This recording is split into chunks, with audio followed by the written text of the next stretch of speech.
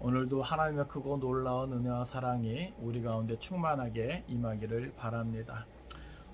오늘 함께 나눌 말씀의 제목은 그 후에야 하나님이 기도를 들으시니라입니다. 한번 따라서 합시다. 그 후에야 하나님이 기도를 들으시니라. 아멘. 네. 사무엘하 21장부터 24장은 일종의 이제 부록입니다. 그래서 다윗을 중심으로 해서 이스라엘의 왕정 초기 역사를 다루고 있는데 그 가운데 이제 누락된 주요 사건을 이제 추가로 이제 다루고 있는 것이죠. 특히 그 가운데서도 이제 오늘 본문은 이제 구체적인 시기는 알 수 없으나 다윗이 온 이스라엘의 왕으로 즉위한 지 이제 얼마 지나지 않은 때로 추정되는 시기입니다. 그때 이제 이스라엘에 연이어 3년 동안 기근이 들었습니다. 사실 이 기근이라고 하는 것은 매우 이제 심각한 것이죠. 그래서 엄청난 그 고통이 그 백성 가운데 이제 있게 되는데, 더욱이 성경에서 기근을 말할 때 이것은 단순한 재해의 어떤 성격이 아닙니다. 그러니까 어떻게 보면은 하나님의 어떤 심판의 어떤 성격이 이제 강한 것이죠. 그래서 이것은 정말로 하나님께서 세운 왕이 뭔가 하나님의 뜻을 저버렸을 때, 그 가운데 그 백성들의 어떤 죄가 하나님의 뜻을 거스렸을 때 하나님께서 그 땅을 심판하고 징계하시는 그러한 방법 중에 하나가 이제 기근이 이제 많이 사용된 것이죠. 그러니까 이제 다윗이 온 이스라엘의 왕이 된 지 얼마 되지 않아서 계속해서 3년 동안 기근이 있다. 이것은 뭔가 다윗과 하나님과의 문제가 아닌가 이런 생각이 들 정도로 심각한 수준이고, 3년이 이제 기근이 있다 그러면요, 지금 우리가 막 너무 힘든 이야기 아까 많이 나눴잖아요. 이건 뭐 말도 안 되는 그런 상황. 예. 그러니까 3년의 기근이다 그 당시. 지금이야 뭐 꼭 농사 아니어도 그죠? 예? 여러 공산품들이 있고 막 이렇게 되는 거잖아요. 근데 이 당시 3년의 기근이다 그러면요, 이거는 진짜 피눈물 쏟아지는 거예요. 온 나라에. 그러니까 이게 정말 큰 문제죠. 근데 그때 다윗이 그 문제의 심각성을 인지하고 하나님께 이제 간구하게 됩니다. 그리고 그 간구를 통해서 이제 하나님의 이제 응답이 있는데, 그를 통해서 이제 그 원인을 바로 알게 되는 것이죠. 다윗은 정말 성심성의껏 정말 정성을 다해서 그 문제를 해결합니다. 그리고 결국 이제 다시금 그 땅을 위한 기도가 이제 하나님께 들려지게 되는 것이죠. 이것은 꼭 무슨 말을 의미하냐면 그 땅의 모든 문제가 해결되었다. 그러니까 하나님께서 그 땅에 기근이 있게 하신 이유가 있다는 것이죠. 다윗은 기도를 통해서 그 원인을 깨닫게 되고 그것을 해결했을 때 다시금 하나님이 그 땅을 위한 기도를 들으셨다라고 하는 거예요. 그 땅의 기근의 문제가 해결되었음을 우리에게 알려주는 겁니다. 이제 이러한 본문의 말씀을 통해서 우리가 얻을 수 있는 교훈이 무엇인가, 이제 말씀을 통해서 그걸 살펴볼 때 오늘도 우리 가운데 특별한 하나님의 은혜가 있기를 간절히 바랍니다. 먼저 1절, 2절 보면 기본 사람들 문제로 인한 3년 기근에 대한 내용이 나옵니다. 우리 1절 먼저 읽겠습니다. 자, 시작. 다윗의 시대에 해를 거듭하여 3년 기근이 있으므로 다윗이 여호와 앞에 간구하매 여호와께서 이르시되 이는 사울과 피를 흘린 그의 집으로 말미암으니 그가 기브온 사람을 죽였음이니라 하시니라. 아멘. 자, 다윗의 시대, 이게 지금 다윗이 정확히 이제 어느 시기인지는 알 수 없으나 여러 자료들을 살펴보면 다윗이 온 이스라엘의 왕이 된 초기 그 시대를 말합니다. 그때 해를 거듭하여 3년 기근이 있으므로, 아까 말씀대로 이 기근은 그냥 단순한 재 이상이에요.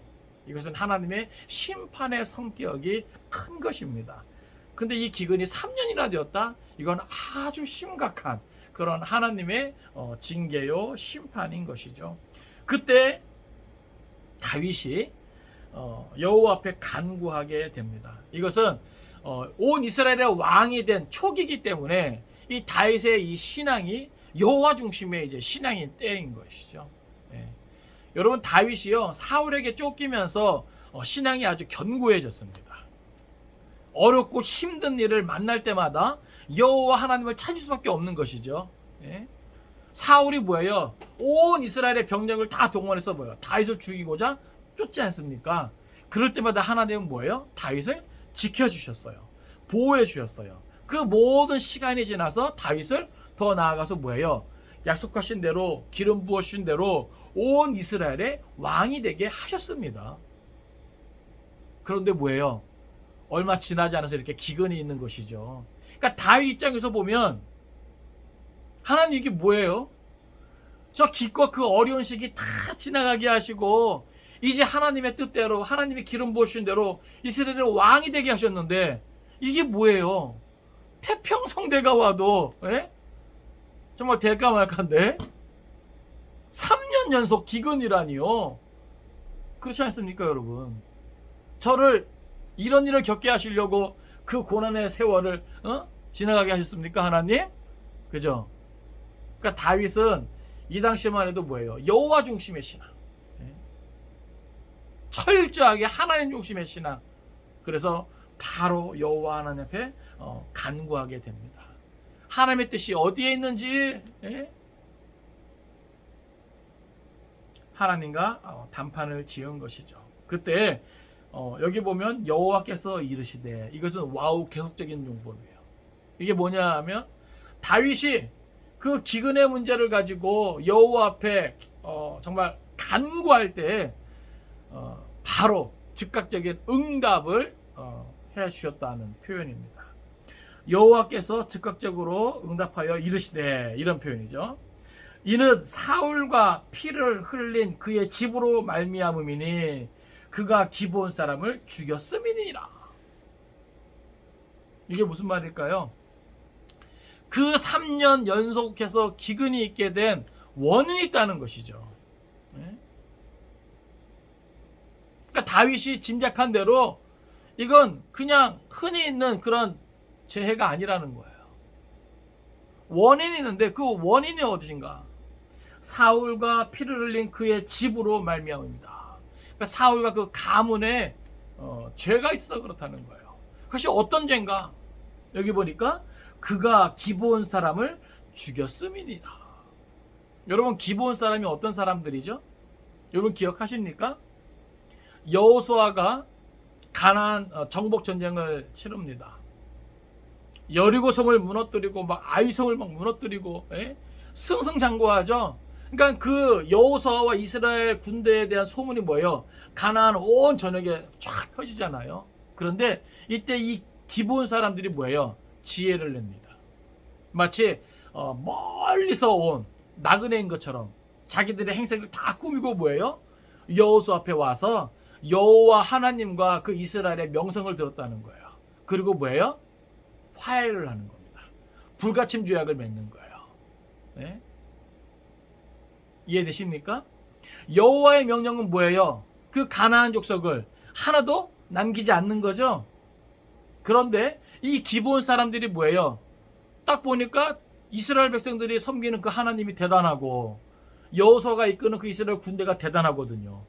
사실 여리고성을 무너뜨릴 수 있는 성이 아니거든요. 그런데 소문을 들으니까 지금 여호와를 섬기는 이스라엘 백성들이 승승장구한단 말이죠.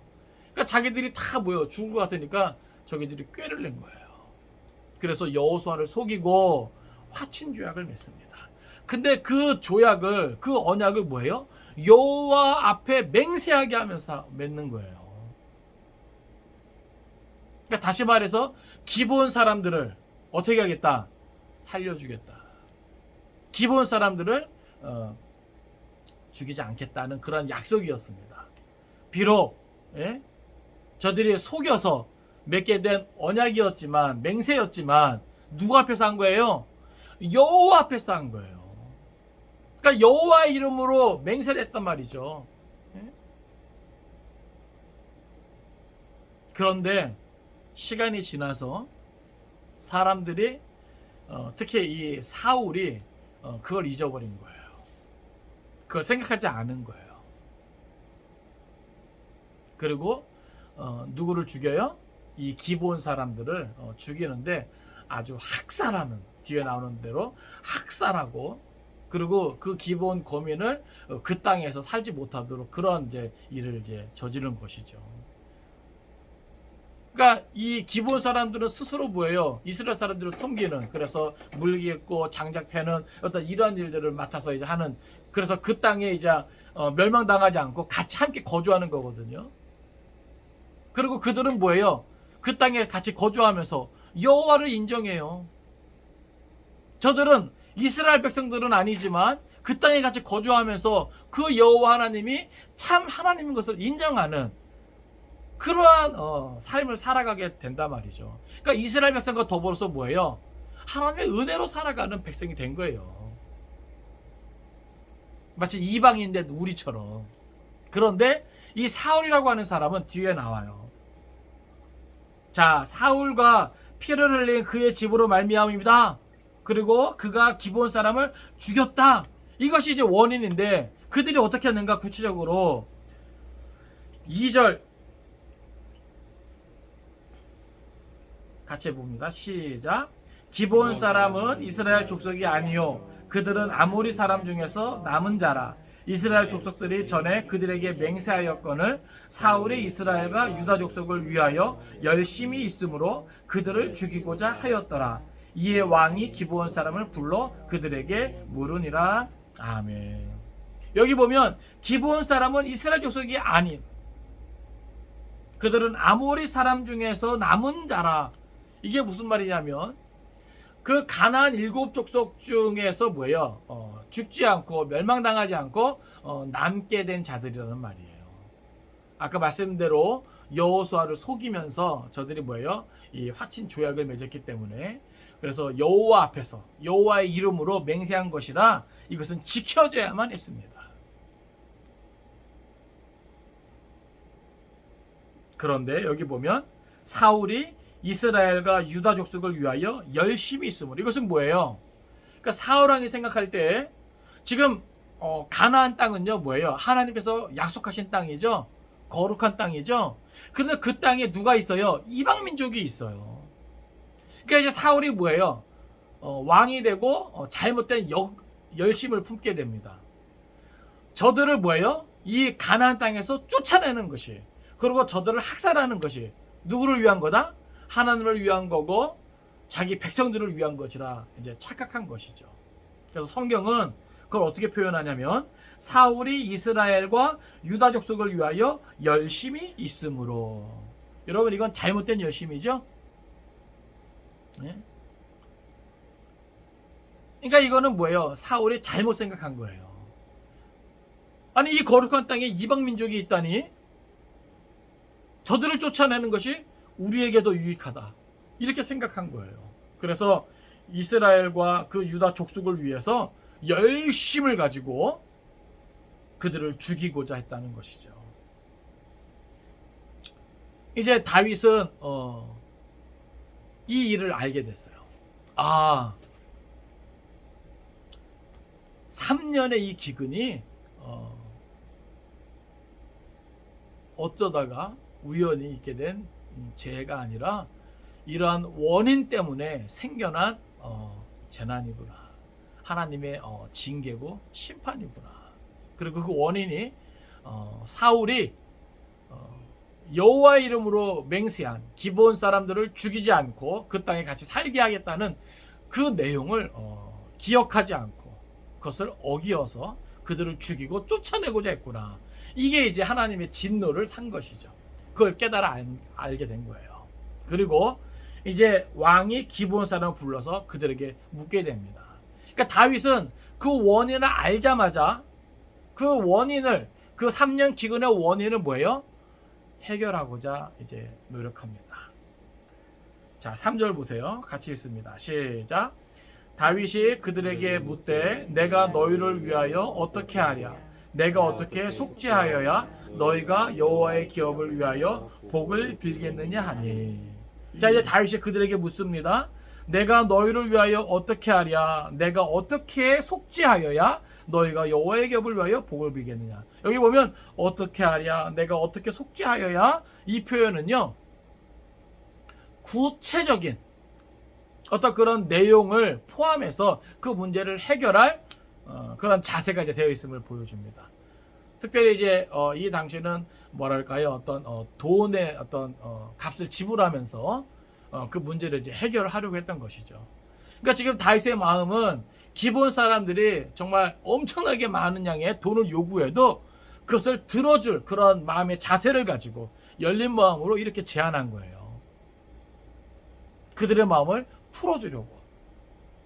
왜냐하면 하나님께서 기도응답으로 알려주셨잖아요. 야, 이 기근이 그냥 있게 된 기근이 아니야.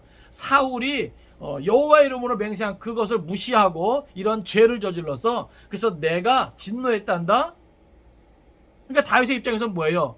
하나님께서 알게 해주신 그 원인을 해결해야 되잖아요. 그러니까 돈 생각할 일이 아니죠, 다윗의 입장에서. 그러니까 뭐예요? 기본 사람을 불러서 얼마든지 내가 지불할 준비가 되어 있으니까 한번 얘기해봐라 말이에요. 근데 이 기본 사람들의 반응을 보세요. 4절입니다. 자, 시작. 기본 사람이 그에게 대답하되 사울과 그의 집과 우리 사이의 문제는 은금에 있지 아니하오며 이스라엘 가운데에서 사람을 죽이는 문제도 우리에게 있지 아니하나이다 하니라. 왕이 이르되 너희가 말하는 대로 시행하리라. 아멘. 자, 일단 다윗은 돈 가지고 뭔가 이렇게 좀 해결해 보려고 했는데 기본 사람들의 말이 사울과 자기들과의 문제는 돈 문제가 아니라고 하는 거예요. 그리고 여기 보면 이스라엘 가운데서 사람을 죽이는 문제도 우리에게 있지 아니하나이다. 이게 무슨 말일까요? 지금 이 사람들은 뭐예요? 사울의 가문이 몰락했을 때 그 사울의 어떤 가문을 향해서 복수하고 싶었겠죠. 왜 아니겠어요? 예? 여호와 앞에서 분명히 맹세까지 했는데 그런 자기들을 사울이 뭐예요? 학살하고 그 땅에서 쫓아내려고 한 것이 이게 뭐 그냥 쉽게 그냥 말로 했겠습니까? 예? 얼마나 큰 고통을 주고 슬픔을 가져다 줬겠어요. 그러니까 막 철천지 원수가 된 것이죠. 그러니까 얼마나 죽이고 싶었겠어요. 그런데 사울이 뭐예요? 몰락해서도 왕족이죠. 그리고 기본 사람들은 지금 뭐예요? 이스라엘 사람들 옆에서 그냥 빌부터 살고 있는 거잖아요. 그러니까 지금 그거 얘기하고 있는 거예요. 우리가 사울을 죽이고 싶어도 그 일가를 죽이고 싶어도 우리에게는 뭐예요? 그럴 자격이 없습니다. 지금 이 기본 사람들의 그 마음이 이해되십니까? 예? 자기들이 이건 은급의 문제가 아니라는 거죠. 자기들이 당한 걸 생각하면 이건 은급을 갖고서 해결할 문제가 아니다. 예? 그렇다고 우리가 마음대로 그 사울 일가를 향해서 사람을 죽일 수도 없다. 그때 다윗이 뭐예요? 너희가 말하는 대로 시행하리라. 그래? 그러냐? 정말 그렇겠구나. 지금 다윗은요, 열린 마음으로 그들의 입장을 충분히 뭐예요? 이해하고 그들의 고통을, 그들의 원한을 충분히 이해하면서 공감하면서 그들이 원하는 대로 다 해주겠다는 거예요. 왜요? 그것이 하나님의 진도를 푸는 방법이라 생각했던 것이죠.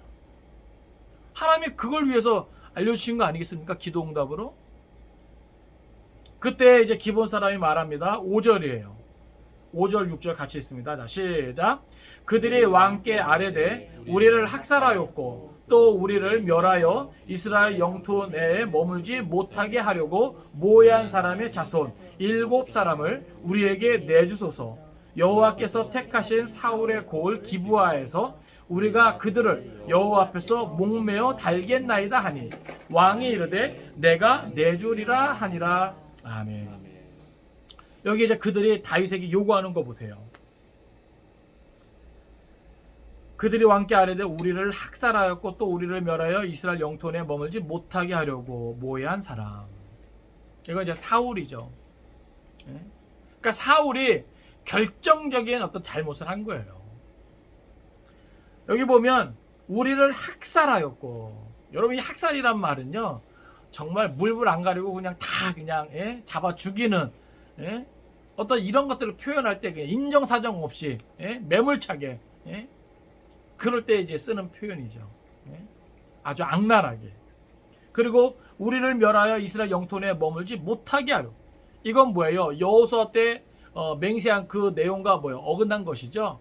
그러니까 이것이 뭐예요? 철저하게 여호와 앞에서 뭐예요? 죄가 되었다. 여호와 하나님의 진노를 사게 되었다라고 하는 겁니다. 근데 이제 그렇게 한 원인을 제공한 사울, 그 사람의 자손 7사람을, 여러분 왜 더 많은 수를 요구할 수도 있었는데 왜 7을 얘기했을까요? 예전에는요, 이 7이라는 수가 뭐예요? 완전수죠. 다시 말해서 이 사람들은 사울 가문을 향한 뭐예요? 원한이 있는데 그 원한은 뭐예요? 하나님 앞에서 속죄하려면 뭐예요? 상징적인 그 수. 그래서 7을 요구한 것이죠. 그러니까 이 의미는 뭐냐면은 하나님이 이름으로 맹세가 된 그 내용을 의도적으로 어기는 그 사울의 죄를 뭐예요? 사하기 위한 일종의 뭐예요? 제물로서 완전한 제물을 의미하는 겁니다. 그러니까 다시 말해서 기근이 있는데 그 기근의 원인인 그 죄의 문제를 온전히 해결하기 위해선 온전한 제물이 필요한 것이죠. 그것을 위한 7의 숫자를 성경은 언급하고 있는 거예요. 그리고 그 사람들을 처형함에 있어서 여기 보니까 여호와께서 택하신 사울의 고을 기브아에서 우리가 그들을 여호와 앞에서 몽베어 달겠나이다. 이게 뭐예요? 사실 그렇게 사람을 잡아 죽이는 것은 하나님 앞에서 범죄가 될 수 있잖아요. 그런데 이 부분에 있어서는 뭐예요? 하나님 앞에서 죄가 되지 않음을, 하나님 앞에서 뭐예요? 인정받고 자기들에게는 그 책임이 없다, 이것을 나타내기 위함이죠. 그러니까 지금 이 기본 사람들도 그것은 여호와의 뜻에 어긋난 것이었다라는 것을 인정하고, 그리고 그 여호와 앞에서 자기들은 그 손에 피를 묻혀도 아무런 죄 없음을, 이건 마땅한 어떤 그 죄에 대한 보응이다라고 하는 어떤 그런 점을 이제 시사하는 것이죠. 그때 다윗이 뭐예요? 그것을 다 받아들여 줍니다. 왜냐면 그게 그 당시 법이에요. 그래서 내가 내주리라 이렇게 말합니다. 그리고 이제 7절부터는 기본 사람들의 요구대로 이제 사울의 가문에서 사람 7을 추려야 되는데, 여기서 이제 다윗이 뭐예요? 요나단과 약속한 게 있죠? 여호와 이름으로 맹세한 게 있잖아요. 그렇죠? 그래서 요나단의 아들 그 무이봇은 뭐예요? 아껴요. 그래서 그 7 중에 뭐예요? 이 무이봇은 뭐예요? 어떻게 보면 서열로 따지면은 이 요나단의 아들도 포함돼야 되는데 다윗이 뭐예요? 그를 아끼고 그를 뺍니다. 의도적으로. 성경은 그것을 밝혀주고 있는 거예요. 결국 오늘 본문 전체는요, 결국 그거죠. 속아서 여호와의 이름으로 맹세한 것도, 그리고 내가 어려움 가운데 뭐죠? 약속한 것도 여호와의 이름으로 맹세한 것이라면 반드시 뭐 해야 된다? 지켜져야 된다. 여호와 앞에서 한 그러한 맹세의 그 언약의 어떤 중요성을 다시 한번 뭐예요? 각성시켜주는 거예요. 그러니까 다윗도 이 가운데 뭐예요? 요나단과 여호와의 이름으로 맹세한 것을 기억하고 그 무이붓을 지키고자 한 것이고, 사울도 사실 뭐예요? 그 약속을 지켰어야만 하는 거죠. 자, 7절부터 우리 9절까지 있습니다. 자, 시작. 그러나 다윗과 사울의 아들 요나단 사이에 서로 여호와를 두고 맹세한 것이 있으므로 왕이 사울의 손자 요나단의 아들 무이보셋은 아끼고, 왕이 이에 아야의 딸 리스바에게서 난 자 곧 사울의 두 아들 알모니와 무이보셋과 사울의 딸 메랍에게서 난 자 곧 무올라 사람 바르실레의 아들 아드리엘의 5 아들을 붙잡아 그들을 기브온 사람의 손에 넘기니 기브온 사람 그들을 산 위에서 여호와 앞에 목매어 달니 그들 7사람이 동시에 죽으니 죽은 때는 곡식 빼는 첫날 곧 보리를 베기 시작하는 때더라. 아멘. 자, 여기 보면 동명이인이 나오죠. 요나단의 아들 무이보셋이 앞에 7절에서 나오고요. 또 8절 중간쯤 보면 이 사울의 첩 리스바의 아들 가운데 무이보셋이 나옵니다. 그러니까 이 무이보셋은 뭐예요? 동명이인이에요. 요나단의 아들 무이보셋과 사울의 처백에서 난 이 아들 무이보셋은 이름은 같지만 다른 거예요. 예? 왜 뭐 영이 철수 막 이런 이름이 많이 있는 것처럼. 예? 그러니까 헷갈리면 안 됩니다. 그러니까 성경은 뭐예요? 분명히 다윗은 요나단의 아들 무이보셋은 뭐예요? 내어주지 않았다, 아꼈다. 왜요? 그 언약, 그 약속을 맹세를 지킨 겁니다. 예? 그것을 우리에게 보여주고요. 그래서 사울의 이제 가문 중에 7을 택하는데, 여기 보면 사울의 리스바에게서 난 자 알모니와 또 무이보셋을 이제 보내고요. 또 사울의 딸 메레베에서 난 자 그 무올라 사람 바르실레의 아드리엘의 5 아들을 붙잡아서 모두 이제 7명을 이제 기브온 사람에게 이제 넘겨줍니다. 그리고 기브온 사람이 그들을 산 위에서 여호와 앞에 목매어 달고, 또 그들 7사람이 이제 동시에 이제 죽게 되는 것이죠. 그리고 그때가 언제인지 밝히냐면 곡식 빼는 첫날, 곧 보리를 베기 시작하는 때더라. 그러니까 이건 뭐예요? 어떻게 보면 좀 풍요를 기원하는 일종의 재물과 같은 그런 형식으로 처형이 된 것입니다. 왜요? 기근이 이제 끝나야 되니까. 이해되십니까?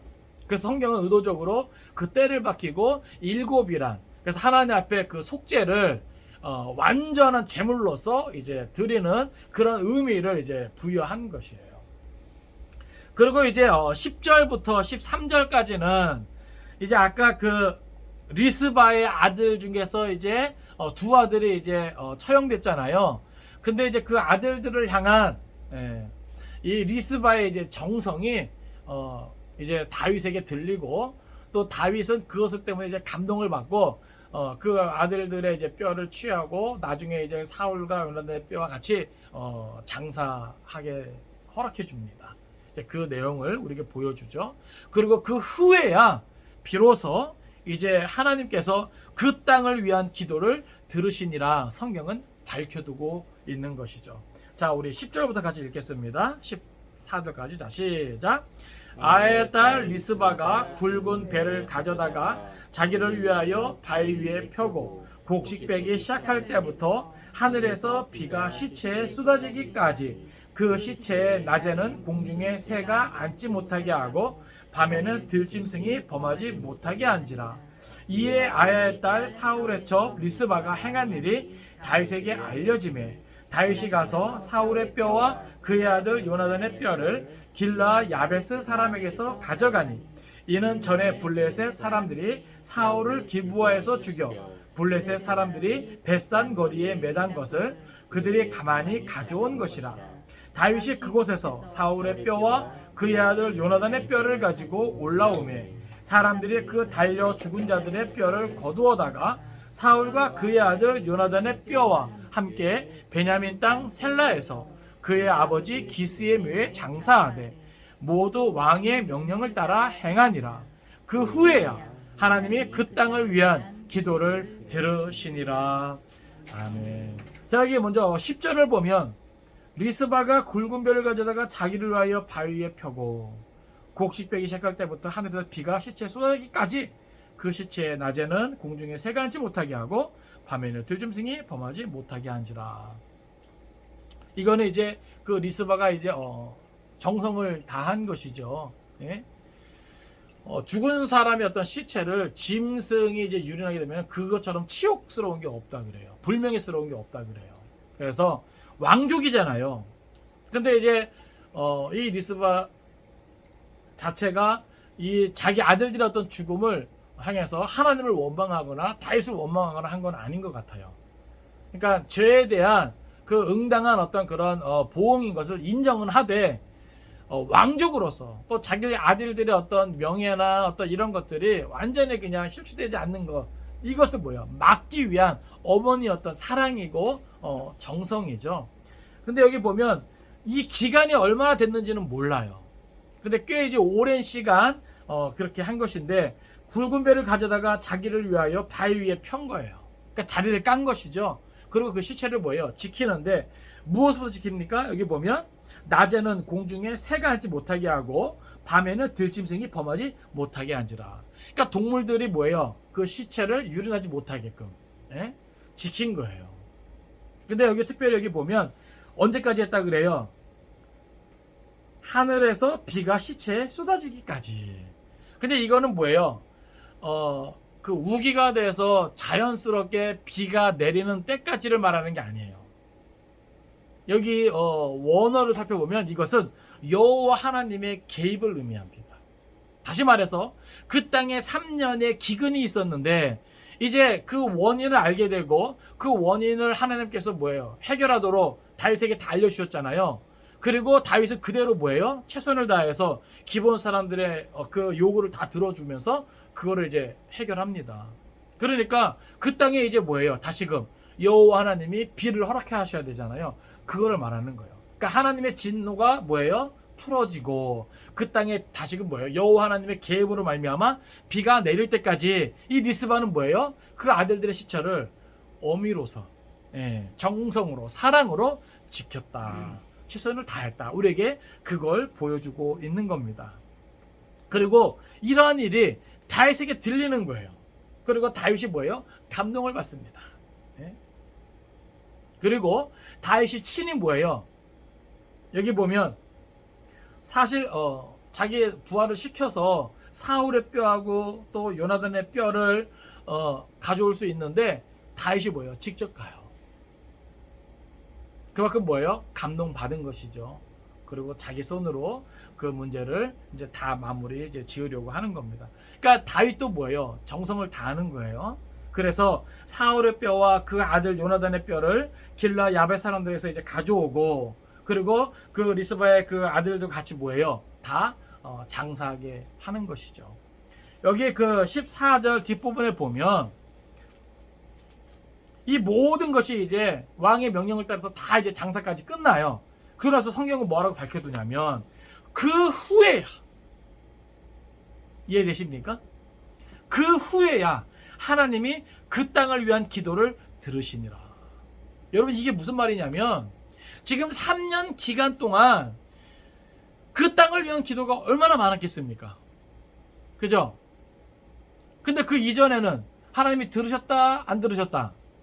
안 들으셨다. 하나님 힘들어요. 힘들어 죽겠어요. 살려주세요. 그 땅에 기근이 끝나고 비를 내려주세요. 예? 풍요를 허락해 주세요. 하나님 그 땅의 기도를 들으신다? 안 들으신다? 안 들으신다. 예?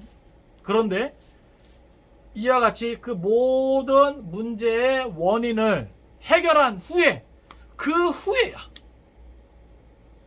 사울의 자손 중에서 7 완전한 속죄 제물로서 그 7명을 처형하고, 다시 말해서 이것은 뭐예요? 사울의 그 죄를 뭐예요? 완전히 이제 씻은 거죠.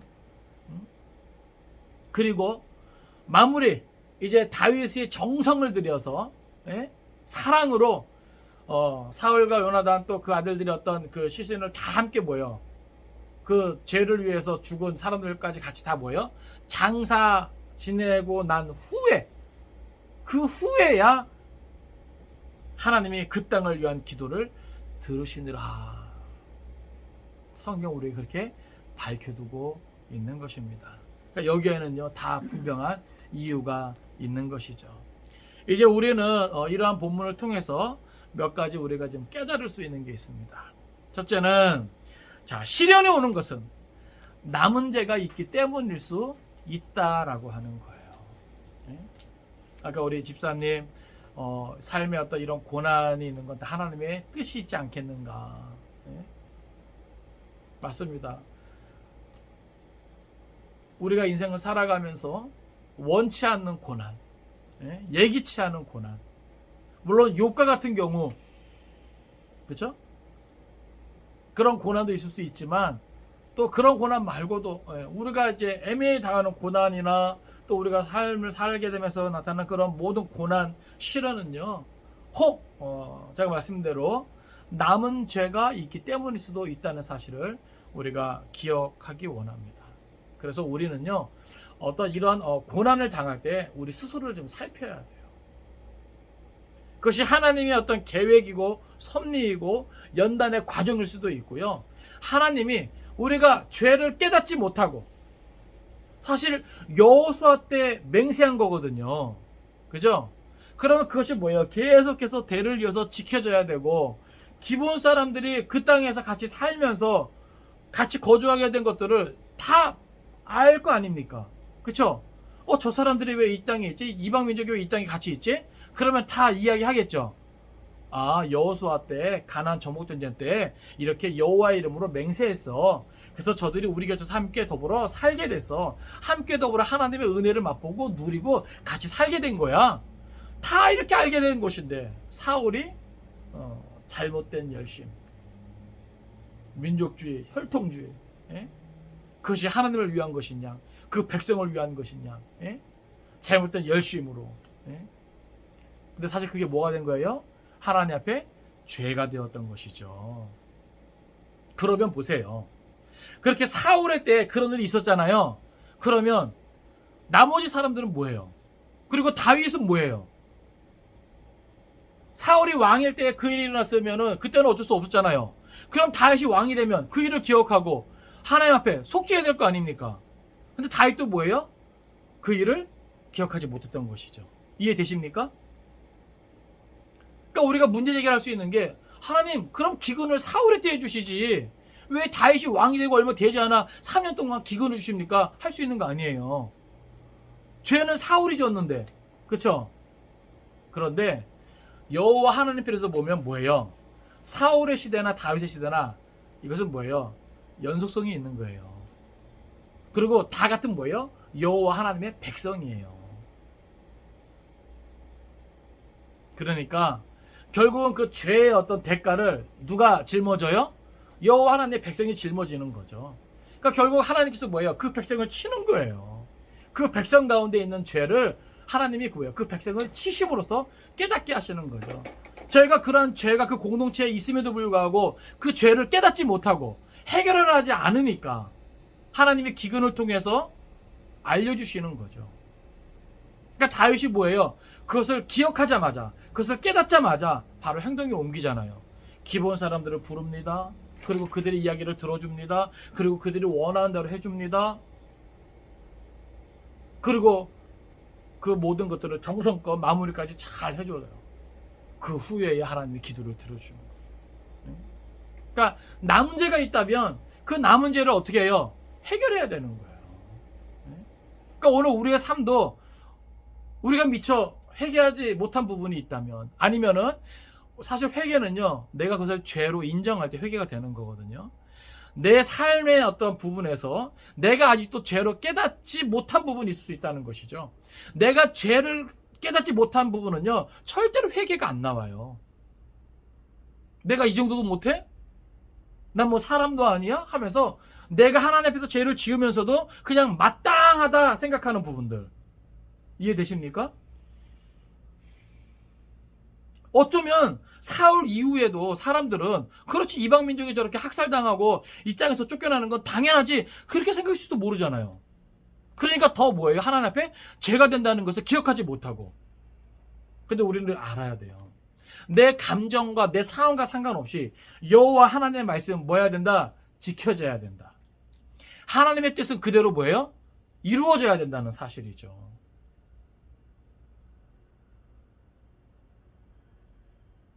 그러니까 예수님은 우리에게 더 높은 차원의 하나님의 법을 요구하시잖아요. 뭐라 그러세요? 원수까지도 사랑하라. 그죠? 예? 그러니까 참 이게 정말 하나님 앞에서 경건하게 사는 거, 정말 남은 죄 없이 살고자 몸부림치는 거, 이게 쉬운 게 아니에요. 이게. 우리도 감정이 있고, 우리도 받은 대로 갚아주고 싶은 그런 마음이 있잖아요. 이 복수에 대한, 나한테 이렇게 했어? 어떤 그런 응어리진 어떤 이것이 아직도 풀어지지 않은 그것이 있는데, 모르겠어요. 우리에게 있는 이 고난으로 인해서 하나님은 그것까지도 우리가 풀기를 원하시는지, 하나님 앞에서 우리가 그것까지도 해결하기를 원하시는지 모르겠어요.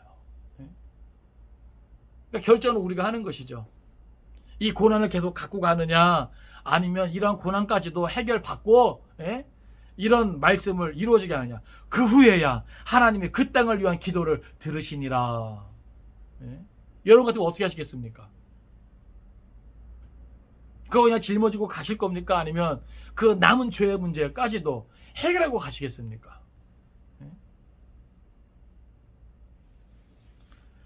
성경 한번 찾아볼까요? 시편 38편 3절입니다.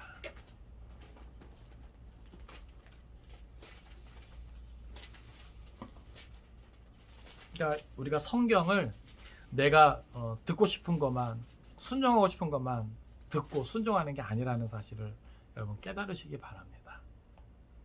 어떤 것이 하나님께 죄가 된다면 하나님은 그 죄의 문제를 해결하기를 원하시는지 몰라요. 왜냐하면 하나님은 예수 안에서 우리에게 복 주고 싶어 하시는데, 네가 버티네? 아주 강박한 마음으로 버티네? 그러실 수 있거든요. 자, 시편 38편 3절입니다. 자, 시작. 주의 진노로 말미암아 내 살에 성한 곳이 없사오며 나의 죄로 말미암아 내 뼈에 평안함이 없나이다. 아멘. 아멘. 이 시편 기자 다윗이죠. 다윗이 이제 힘든 일을 만날 때 이렇게 자기 자신을 이제 돌아보는 거예요. 여기 보면 뭘 고백해요? 주의 진노로 말미암아 성한 것이 없고 평안함이 없다. 그러니까 우리가 하나님의 자녀인데, 성도인데, 그리스도인인데 우리 삶에 다가오는 이런 고난의 어떤 문제를 대함에 있어서 이건 혹 하나님의 진노가 아닐까? 내가 아직도 혹 하나님 앞에서 해결받지 못한 죄의 문제가 남아있어 그런 건 아닌가? 내 이 고집 때문에, 내 이 성격 때문에, 내 이 복수하고자 하는 이 강박한 그 마음 때문에, 아직도 풀어지지 않은, 녹아지지 않은 그 마음 때문에, 그것이 나의 기도를, 내 어떤 삶에 어떤 이러한 고난과 평안함이 없음을 내가 겪게 되는가? 우리는 그런 생각할 수 있어야 된다는 것이죠. 하나 더 찾아봅니다. 예레미야 30장 15절입니다.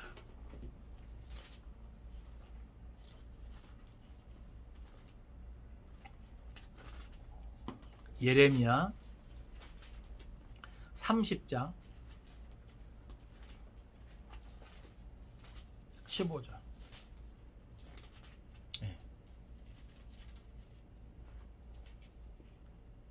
예레미야 30장 15절입니다. 다 찾았나요? 예레미야 30장 15절 같이 있습니다. 자, 시작. 너는 어찌하여 내 상처 때문에 부르짖느냐? 내 고통이 심하도다. 내 악행이 많고 내 죄가 허다함으로 내가 이 일을 너에게 행하였느니라. 아멘. 이거는 이스라엘을 이제 향하는 것이죠. 그러니까 예레미야가 눈물의 선지자예요. 그 백성, 이스라엘 백성들이 당하는 그러한 고통, 그죠? 그런데 하나님께서 그 백성에게 왜 이러한 상처, 왜 이러한 고통을 주시는가? 그것은 다른 것이 아니죠. 뭐예요? 악행이 많고 죄가 허다하기 때문에. 그러니까 하나님의 백성은요, 거룩한 백성이에요. 말 그대로. 그러니까 우리는 세상 사람과 같지 않다니까요. 세상 사람은 그럴 수 있어요. 똑같이 말하고 똑같이 행동하고 똑같이 갚아주고 똑같이 보복하고, 그건 세상 사람이니까. 죄의 영향을 받고 사는 사람이니까. 그런데 우리는 아니라는 거죠. 우리는 비록 우리는 전에는 뭐예요? 성깔이 있어도, 그죠? 내가 뭔가 받았으면 정말 배로 갚아주는 그러한 한 성질이 있어도 우리는 뭐예요? 거룩한 백성 되었다는 거예요. 새로운 피조물 되었다는 거예요. 그래서 우리가 전과 같이 하는 것도 뭐예요? 이제는 하나님 앞에서 뭐가 되는 거예요? 죄가 되는 거예요. 허물이 되는 거예요. 우리 지난 시간 베드로후서 말씀 살펴봤잖아요. 마치 우리가 죄 용서함 받지 않은 것과 같은 옛사람의 모습. 우리는 새 사람이 되었는데, 새로운 피조물 되었는데, 이 생을 살아가면서 억울한 일을 만나면 우리도 그냥 뭐예요? 똑같이. 예? 여러분 기억하십시오. 시련이 그냥 애매히 당하는 것도 있고 하나님께서 연단으로 주는 것도 있고 또 하나는 제가 오늘 말씀 나눈 것처럼 남은 죄가 있기 때문일 수 있다는 사실이에요. 이 모든 것이 다 뭐예요? 어찌됐건 하나님의 허락하에 우리에게 경험되어지는 것이죠. 예? 그러니까 하나님은 이 모든 것을 통해서 뭐예요? 우리가 바로 세워지길 원하는 거예요. 그리고 그 문제를 해결하기를 원하시는 겁니다. 그래서 그 후에야 다시금 뭐예요? 그 땅을 위한 기도를 들으시니라. 하나님은 우리의 기도를 들어주고 싶으신데, 그죠? 그런데 그 후에야 들어준다는 거예요. 아시겠습니까? 여러분 버티시겠습니까? 외면하시겠습니까? 하나님은 그 후에야 들어주신다는데. 그러니까 우리는 뭐예요? 부지런히 우리를 살펴야 되겠죠? 내가 죄로 여기지 못하는 부분이 있는가? 내가 죄로 생각하지 못하는 부분이 있는가? 예? 나는 죄가 된다 생각하지 않는데 하나님은 이것까지도 죄라고 나한테 가르쳐 주시는가? 그런 부분을 살펴야 되는 거예요. 내가 이미 회개한 거 말고, 예? 내가 인간적으로 감정적으로 뭔가 이 억울하고 막 눈에 막 피눈물 흘리는 그런 것 때문에 내가 참 밑바닥에 숨겨둔 거, 응어리진 거, 그것까지도 하나님은 풀기를 원하시는가? 왜냐하면 그런 부분이 회개가 안 되거든요. 예? 그런 부분이 회개가 힘들어요. 내가 뭐가 잘못된 건데, 저 사람 나한테 얼마 더 심하게 했는데, 그죠? 근데 우리는 뭐예요? 새 사람이거든요. 새로운 피조물이. 그것까지도 다 뭐예요? 죄사함 받고 새로운 피조물 된 거거든요. 그걸 안 하면 우리가 뭐예요? 그것을 인정하지 않는 거예요. 새로운 피조물 된 것을 인정하지 않는 거예요. 자꾸 옛사람의 방식처럼 생각하면 안 된다라고 하는 것이죠. 우리가 그걸 깨닫지 못하니까 하나님은 고난이라고 하는 것을 통해서, 시련을 통해서 그것을 자꾸 뭐예요? 들여다보게 하는 것일 수도 있어요. 네? 깨달으시기 바랍니다. 또 우리가 하나 더 생각할 수 있는 것은 기도는 우리가 당면한 문제의 가장 빠른 해결책입니다라고 하는 거예요. 오늘 다윗이요, 이 3년 기근이 되기까지 어떤 다른 액션을 취하지 않아요. 그리고 그 문제 해결을 위해서 바로 뭐 합니까? 하나님 앞에 간구하는 거예요. 우리 성경 한번 찾아볼까요? 시편 18편 6절입니다.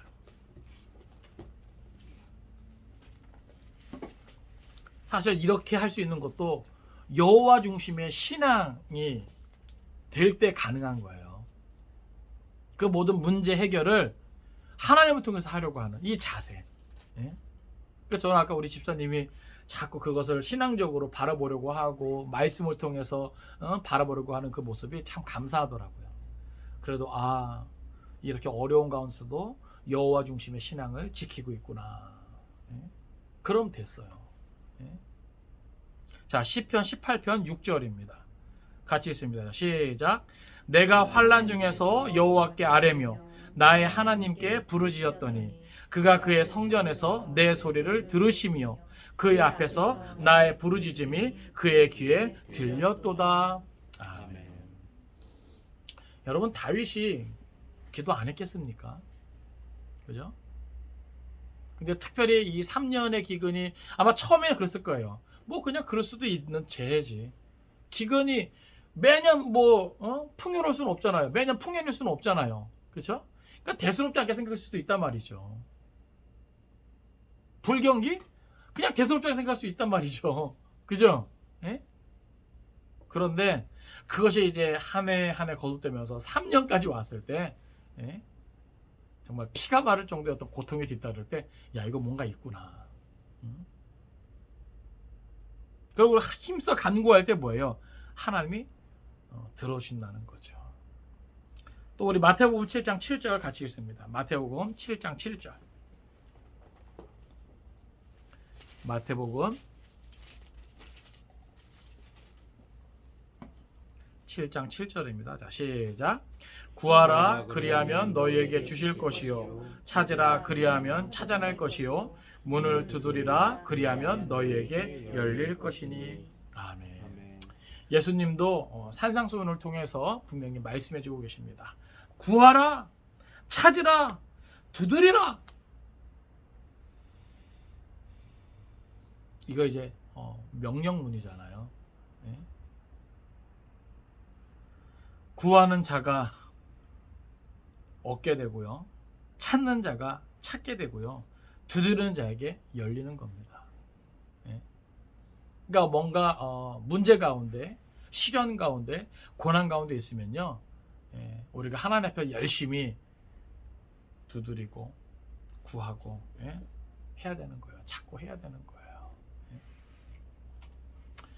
또 우리가 오늘 본문을 통해서 또 생각할 수 있는 거 하나가 잘못된 열심이 개인과 공동체를 위기에 빠뜨릴 수 있다라고 하는 거예요.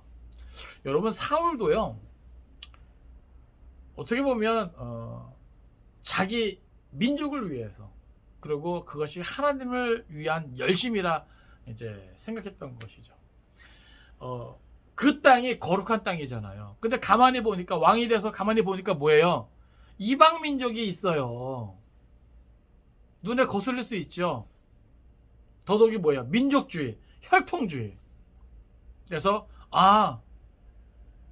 내가 이들을 죽이고 몰아내는 것이, 원래 사실 그 가나안 족속을 향한 하나님의 명령은 뭐예요? 진멸하라예요. 하나도 남기지 않는 것. 그러니까 여호와를 생각함에 있어서, 그리고 그 땅과 그 형제들, 그 백성들 생각함에 있어서 사울은 뭐예요? 그런 열심을 품게 된 것이죠. 그런데 그걸 간과한 거예요. 뭘 간과한 거예요? 여호수아가 하나님 앞에서 맹세한 것, 그것이 반드시 지켜져야만 한다라는 것을 간과한 것이죠. 그러니까 여러분, 우리가 신앙생활도 이렇게 잘못된 열심이 되면 자기는 뭐예요? 그것이 공동체를 위한 것이고 가족을 위한 것이고 나를 위한 것 생각할 수 있는데, 잘못하면 이렇게 공경에 빠뜨려 있다는 것이죠. 결국 뭐예요? 사울의 어떤 그러한 행동이 그 나라를 위한 것이 아니죠. 그 자손을 위한 것도 아니었어요. 왜요? 그 자손 중 7이 하나님 앞에서 처형당하게 됐으니까. 그 백성은 기근을 해서 고통을 당하고. 그러니까 결국 잘못된 열심은 아무것도 아니라는 거예요. 우리가 흔히 이 잘못된 열심을 말할 때 우리가 방향 얘기하거든요. 속도가 아니라 뭐예요? 방향이다. 방향이 중요하다. 내가 빨리빨리 더 열심히 해야 돼. 근데 뭐예요? 어디를 향한 열심이에요? 무엇을 향한 열심이에요? 그것이 하나님을 향하지 않으면 아무것도 아니라고 하는 거예요. 많은 사람들이 오늘날 성공에 대한 욕심이 많아요. 내가 성공해야 하나님 나라를 위한 것도, 교회를 위한 것도, 우리 식구들을 위한 것도, 그죠? 어떻게 우리 집사님들도 그런 성공에 대한 어떤 그런 부담이 있을지도 몰라요. 우리가 잘 돼야 또 산들교회가 잘 되고, 또 우리가 돌아봐야 할 이 사람들의 어떤 문제도 해결하고, 그래서 더 열심히 일하고, 더 열심히 막 사업 확장하고, 이런 건 좋지만 속도보다는 뭐가 중요하다? 방향이 중요하다. 내가 가는 이 길이 하나님으로부터 멀어지는 것이면 그건 아무 유익이 없다는 거예요. 잘못된 열심은 오히려 뭐예요? 하나님으로부터 더 멀어지게 하는 것이죠. 더 나아가 뭐예요? 공경에 빠뜨릴 수 있다는 거예요. 시련이나 고난을 통해서. 하나님은 뭐 하기를 원하시니까? 우리를 사랑하시기 때문에 우리가 뭐예요? 돌아가기를 원하시니까. 속도가 빠르면, 그리고 반대 방향이면 뭐예요? 그러면 그 돌아오는 시간도 오래 걸리죠? 그죠? 그러니까 우리는 늘 속도보다는 뭘 신경 써야 되냐면 방향이에요. 더디더라도, 아시겠어요? 더디더라도, 내가 성공하는 길이 좀 더디더라도, 내가 잘 먹고 잘 살게 되는 길이 좀 더디더라도 우리는 뭐예요? 하나님을 향해 나아가야 된다는 거예요. 이게 그리스도인이에요. 이게 하나님의 백성이에요. 세상 사람들은 빨리 성공할 수만 있다면 불의와도 손잡습니다. 아시겠어요? 그게 세상 방법이에요. 잘못된 것도 내가 빨리 돈 벌고 성공할 수 있는 길이라면, 출세할 수 있는 길이라면, 아시겠어요? 내가 높이 올라갈 수 있는 길이라면 악행도 서슴지 않아요. 그게 세상이에요. 근데 우리 하나님의 사람이잖아요. 여러분 하나님이 모르실 것 같아요? 예? 우리는 더디더라도, 그렇죠? 느리더라도 하나님을 향해서 하나님이 원하시는 모습으로 우린 나아가야 되는 거죠. 예? 그러니까 저는 우리 집사님들이 이 부분을 좀 점검했으면 좋겠어요. 열심히 일하는 건 좋은데, 성공을 위해서 열심을 내는 건 좋은데, 정말 하나님 앞에서 부끄러움 없이 열심을 냈는가? 혹 잘못된 방법이 있다면 제가 늘 권면하고 기도할 때마다 제가 그렇게 권면하고 기도하잖아요. 세상 사람들은, 세상 기업은 이렇게 경영하더라도 I love Jesus, 이 이름으로 경영하는데 뭔가 달라야 되지 않겠나. 그래야 성공도 하나님께서 이 부어주시는 게 많은 사람들에게 간증거리가 되는 거죠.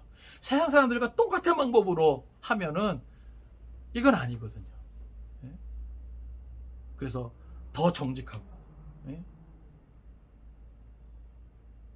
더 순결하게, 자기를 지키면서 신앙으로. 그 정말 하나님의 기적이 아니면 이 기업이 앞으로 나아갈 수 없는 그런 기업 되는 거 아니겠어요? 우리의 삶도 마찬가지예요. 우리의 삶도. 사실 그리스도인의 삶이 마찬가지입니다. 그리스도인의 삶이. 이게 성도예요. 이게 성도. 저 천성을 향해 나아가는 성도들의 삶이에요. 이 땅에선 가난하고 고통받다 할지라도 그래도 불구하고 뭐예요? 신앙의 양심을 지키고 하나님을 바라고 의지하는, 그래야 하나님이 그 백성의 기도를 들으시는 거죠. 그렇지 않겠습니까?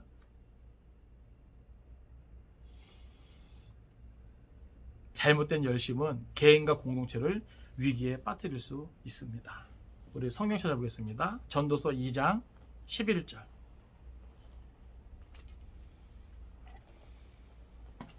전도서 2장 11절.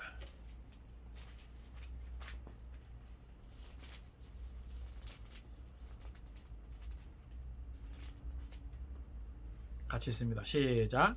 그 후에 내가 생각해 본즉 내 손으로 한 모든 일과 내가 수고한 모든 것이 다 헛되어 바람을 잡는 것이며 해 아래에서 무익한 것이로다. 아멘. 결국 하나님을 경외함이 없이 잘못된 열심은요 다 뭐하다? 헛되다라고 하는 거예요. 결국 전도자가 마지막에 고백하는 것이 뭡니까? 인생의 본분이 뭐라고 고백해요? 여호와 하나님을 경외하고 그를 섬기는 것이다. 아시겠습니까? 가난해도 부해도 여호와 하나님을 경외하고 섬기는 것이 인생의 본분이다라고 하는 거예요. 하나 더 찾아보겠습니다. 이사야 55장 2절이에요. 이사야 55장 2절입니다.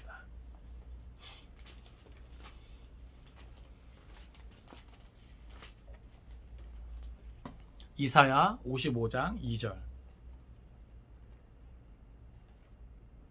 같이 읽겠습니다. 자, 시작. 너희가 어찌하여 양식이 아닌 것을 위하여 은을 달아주며 배부르게 하지 못할 것을 위하여 수고하느냐? 내가 내게 듣고 들을지어다. 그리하면 너희가 좋은 것을 얻을 것이며 너희 자신들이 기름진 것으로 즐거움을 얻으리라. 아멘. 그러니까 결국 성경은 우리에게 뭘 알려주냐면 너희는 내게 듣고 들을지어다. 앞에 있는 듣고는 뭐예요? 그것을 뭐예요? 알아야 된다는 것이죠. 그리고 뒤에 나오는 들을지어다는 뭐예요? 순종의 의미를 포함하는 것이죠. 듣고 들을지어다. 내 말 좀 들어. 이게 뭐예요? 그냥 귀로 듣고 끝나는 게 아니죠. 내 말을 들어. 이게 뭐예요? 그대로 좀 해. 이거예요. 이거. 왜 이렇게 내 말 안 들어? 왜 이렇게 순종 안 해? 이거예요. 예? 내게 듣고 들을지어다. 그것은 하나님의 뜻이 무엇인지 알고 제발 그 뜻대로 순종하라는 거예요. 예? 그리하면 조건이죠. 그리하면 너희가 좋은 것을 먹을 것이며 너희 자신들이 기름진 것으로 즐거움을 얻으리라. 할렐루야. 예? 성공입니다. 성공. 이게 신앙 안에서 성공하는 비법이에요. 예? 세상 사람들처럼 영업을 잘해서 여기저기 막 세상 말로 기름칠해서 잘못된 방법으로 요즘 막 계속 막 뉴스에 나오죠. LH 그죠? 부정부패 전관예우 다 왜 그래요? 세상 방법이에요. 세상 방법. 얼마나 해먹었어요. 어느 자리에 있어서 못 해먹으면 바보래요. 무능력한 거고. 이게 세상이에요. 세상. 근데 그런 세상에 우리 그리스도인들이 살아가면서 사업도 해야 하고 먹고 살아야 되니까 저 사람들은 쉽게 돈 버는 것 같고 쉽게 성공하는 것 같아요. 그러니까 그 사람들 따라서 뭐예요? 똑같이 기름칠해야 돼요. 근데 하나님은 그걸 말하지 않는 거예요. 다니엘과 세 친구들이 바벨론 포로 잡혀가가지고 다른 사람들과 다 같이 있지만 저들이 뭐예요? 왕의 식탁에서 먹지 않죠? 왕의 음식을 먹지 않아요. 그런데도 어떻게 됐어요? 저들이 더 윤기나고 기름지고 때깔나죠? 그리고 하나님께서 그들에게 지혜를 주세요. 그래서 모든 일보다 더 뭐예요? 탁월하게 하신단 말이죠. 이게 하나님의 방법이에요. 그러니까 하나님께서는 우리가 어떻게 살기를 원하시는가? 세상에 살면서 세상의 방법으로 살기를 원하시는가? 아니면 여기 기록된 말씀대로 내게 듣고 들을지어다.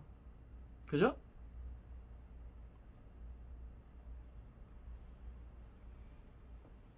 근데 많은 경우에 있어서 뭐예요? 양식이 아는 것을 위하여 은을 달아줘요. 세상 방법처럼. 배부르게 하지 못할 것을 위해서 수고한단 말이죠. 왜요? 빨리 성공하려고. 근데 여러분, 하나님은 계속 말씀해 주시는 거예요. 내게 듣고 들을지어다.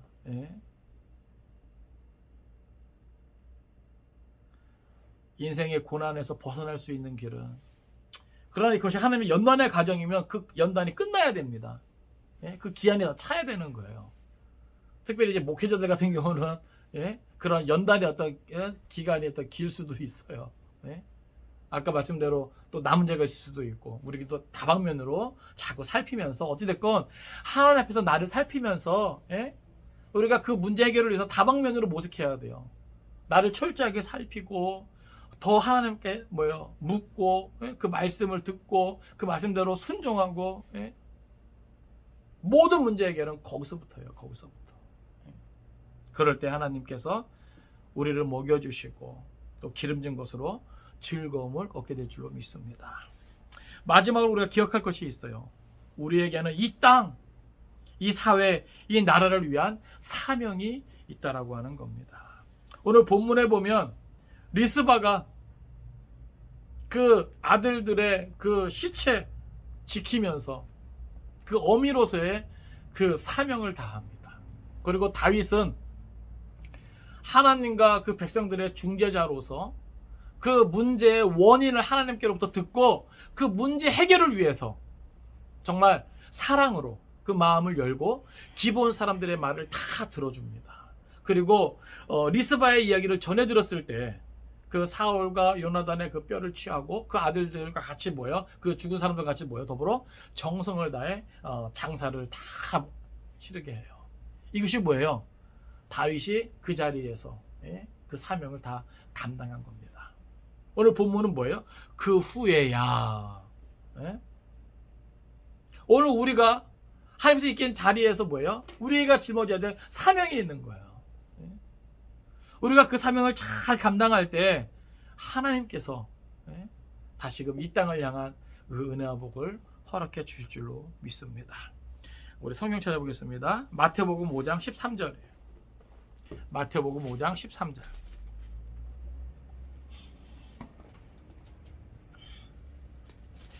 같이 읽습니다. 자, 시작. 너희는 세상의 소금이니 소금이 만일 그 맛을 잃으면 무엇으로 짜게 하리요. 후에는 아무 쓸데없어 다만 밖에 버려져 사람에게 밟힐 뿐이니라. 아멘. 우리가 세상의 소금입니다. 네? 우리 때문에 맛이 나야 되는 거거든요. 네? 또 한번 찾아볼까요? 베드로전서 2장 5절입니다. 베드로전서 2장 5절.